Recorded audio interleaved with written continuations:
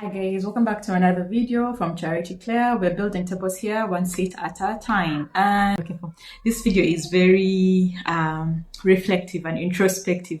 That is what I'm looking for. This is a very introspective video on my motherhood journey so far.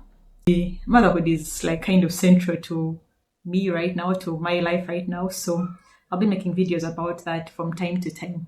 So I'd like to talk about the things I thought I wouldn't do as a mom, when you haven't yet preconceived, or you're not yet in a relationship, and you're like, you're judging that mom out there. You're like, how can she do that? How can she do that to me? When it comes to me, I will make sure I will do this, girl. I could say in some of the things that I thought I'd do, I've been humbled, and I'm here to share with you those things. Don't judge me if you have no kids yet, because God, like people judge mothers. And I thank God that I'm really cognizant of that. Like I extend quite a lot of grace to mothers because I know myself, like the things that I thought I'd do or wouldn't do, and found myself actually slipping through the cracks and at the face to face with those particular things. And because of that, I don't judge mothers because, sometimes, on a video, okay, so forgive me for laughing. I digress, but let me just say this. There is a video, I always say this, when mothers say that, when someone posts a video like, oh, my son was doing this at 1 year, and then someone is like, oh, 1 year, mine was doing this at 6 months. Then there's someone who posted of like, 6 months, mine was doing this in the womb.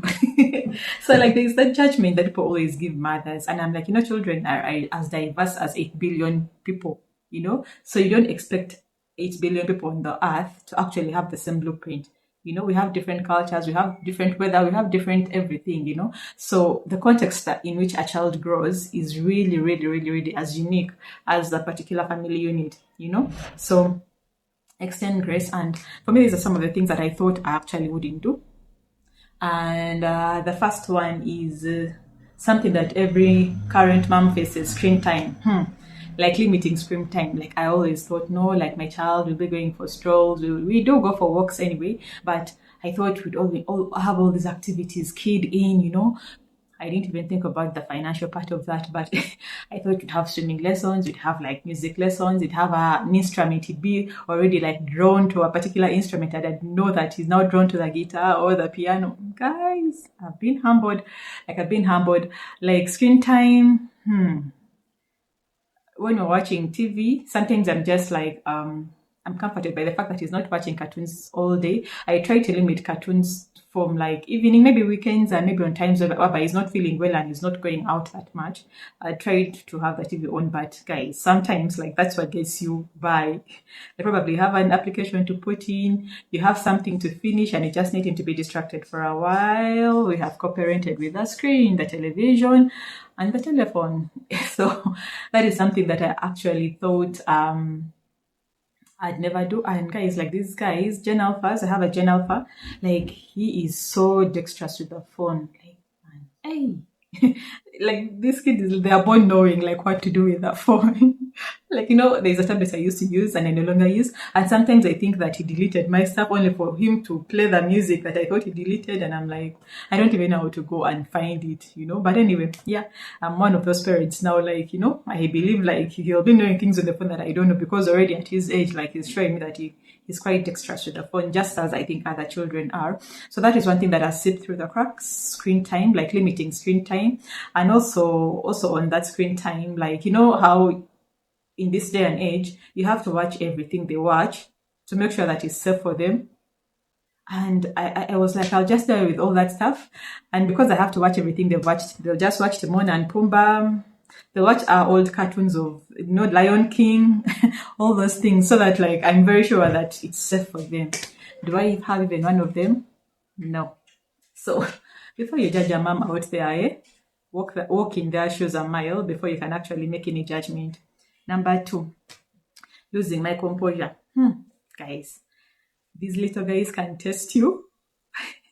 They can test you. And I think it's also the fact that your own mental health as a mother speaks quite a lot, or like affects your child a lot. This one, let me give a side presentation to the gentleman. gentlemen, if you have a wife or the mother of your children, find time to give her space. Because what I understand is that most men think that women like being with children 24/7, or women are supposed to be with the children 24/7 without a break. Somehow, some men have not done the thought work to know that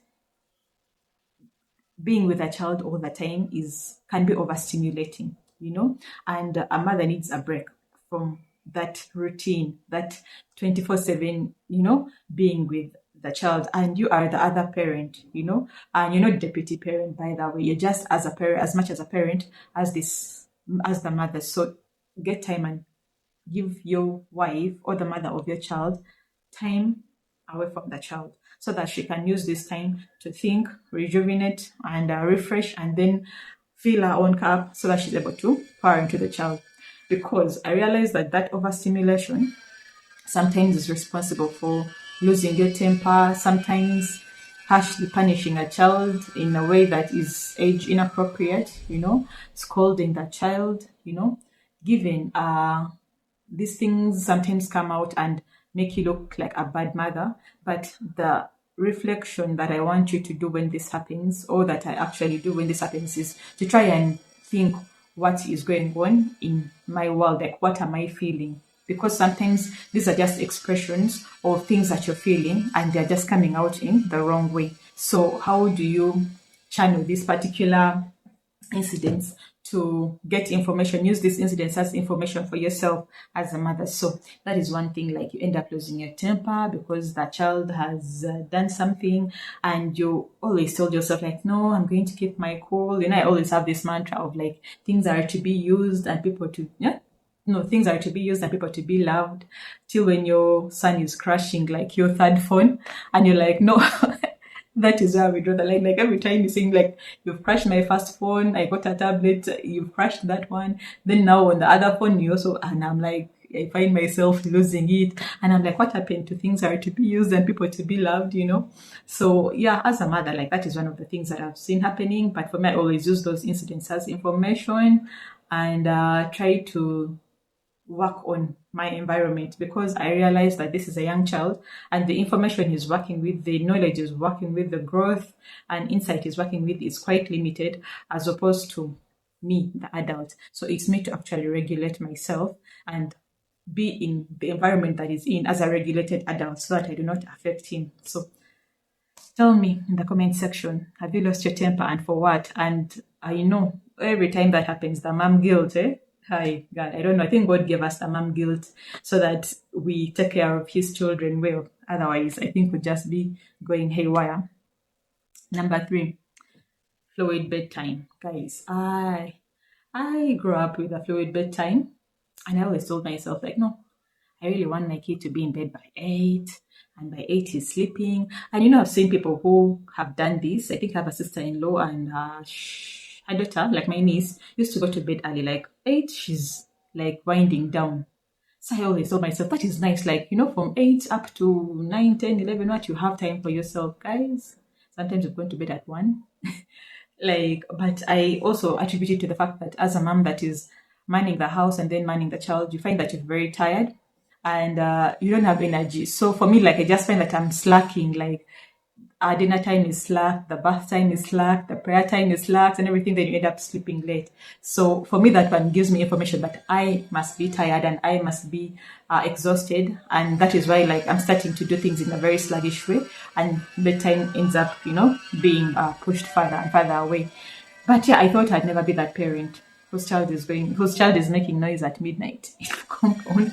But well, we are here, and for me, like, the grace I extend to other people, I extend myself grace. It doesn't mean that you're a bad mother, but use that as information and steer your ship in the right direction that you want it to go. The last one, this is a part 1. I'll be doing another part. This is a part series for the things I thought I wouldn't do as a mom.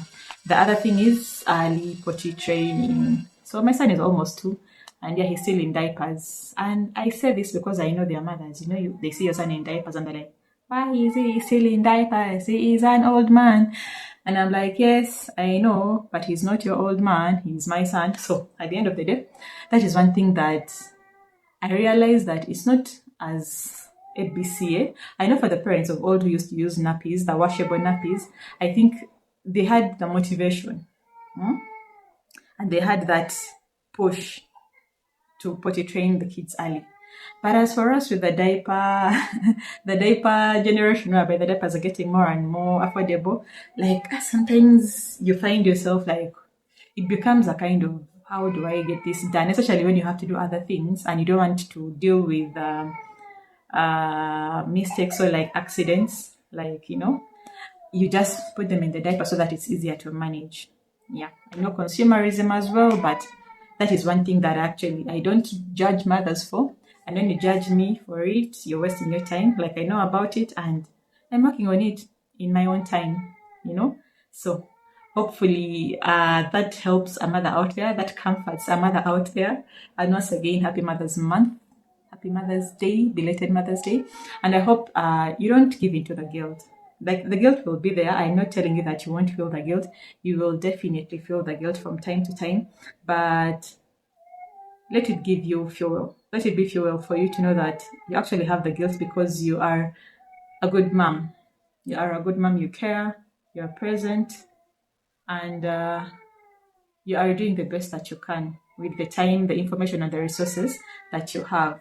Your life or your path is not the same as mine, and I hope you have grace for yours, and that God has given you each and everything, your past, present, and future. God has put into you because He believes that that is the best that you can instill into your child, the child that He gave you, and that's the same for me as well. Like, the things that we've gone through are things that God wants us to use to impact this particular child, so that my child has a certain kind of upbringing for the purpose that God has put him on earth, and also your child has a certain kind of upbringing for the purpose that God has put them in the world. We cannot all be uniform. We cannot all be uniform. The forms of expression of motherhood are very diverse, and stay confident and comfortable in your own as you seek to improve and raise these people. Be a good steward in terms of motherhood to these people the best that you can, because they are God's first before they are yours. So yeah, thank you so much for watching this video up until this time. Kindly comment in the section down, what did you think you'd not do as a mom that you ended up doing, and see you in the next one. Bye. Feel free to subscribe to my channel. Let's grow this channel. Yeah, this is Building Tables once again. Bye. See you in the next one. Bye.